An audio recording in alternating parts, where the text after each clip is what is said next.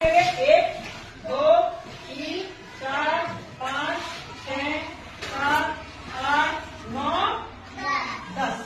ठीक है, अब हमें 2 का पारा बनाना है। सही कितना है? 1 2।